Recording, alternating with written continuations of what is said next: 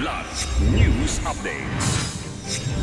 Mga balita ngayon, dalawang grupo ng MILF nagkasagupa sa Maguindanao del Sur. Rido ng mga pamilya sa Lanao del Sur na ayo sa gitna ng Ramadan. Alleged bomb threat sa Quezon National High School, negatibo sa eksplosibo.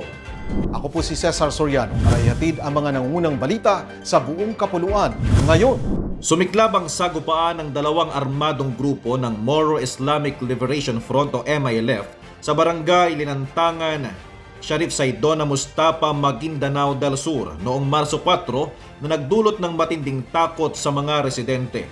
Ayon sa Philippine Army 6th Infantry Division, nagmula ang magkatunggaling pwersa sa grupo ni Kagigani Adam ng 118th Base Command at kay Sainodin Cairo ng 128th Base Command. May tig-dalawang sugatan sa magkabilang panig at sinasabing personal na alitan ang pinagmulan ng labanan. Agad rumisponde ang mga otoridad upang pigilan ang paglala ng tensyon. Personal na nagtungo sa lugar si Sultan Salman Sapal kasama ang militar at mga lokal na opisyal upang mamagitan, pakalmahin ang sitwasyon at isulong ang dialogo upang maibalik ang kapayapaan sa komunidad. Naayos na ang matagal na rido o alitan ng mga pamilya sa lalawigan ng Lanao del Sur matapos mamagitan ang pamahalaang panlalawigan nitong Marso 4, 2026. Pinangunahan ang mapayapang kasunduan ni na Governor Mamintal Bombit Alonto Adjong Jr. at Vice Governor Muhammad Khalid Mujam Rakien Adyong kasama ang sangguniang panlalawigan, Provincial Advisory Council, Provincial Council of Elders, Provincial Security Force at mga kinatawan ng sektor ng seguridad. Sa dialogo inilahad ng magkabilang panig ang kanilang mga hinaing na nagresulta sa isang kasunduan upang wakasan ang hidwaan at maibalik ang maayos na ugnayan ng mga pamilya.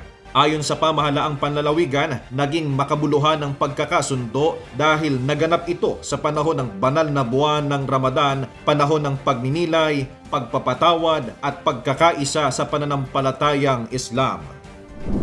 Nagpatupad ng agarang seguridad ang Philippine National Police o PNP matapos makatanggap ng bomb threat ang Quezon National High School sa barangay Ibabang Iyam nitong umaga ng Marso 5, Huwebes bandang alas 6:11 ng umaga nang makatanggap sa official na Facebook page ng paaralan na ang mensahe mula sa account na Kim Tan.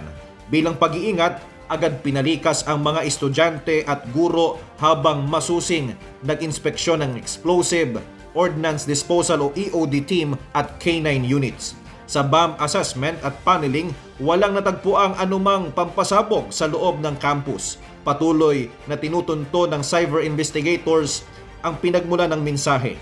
Binalaan ng pulisya na may mabigat na parusa ang pagpapakalat ng peking bomb threat na nagdudulot ng takot at abala sa komunidad.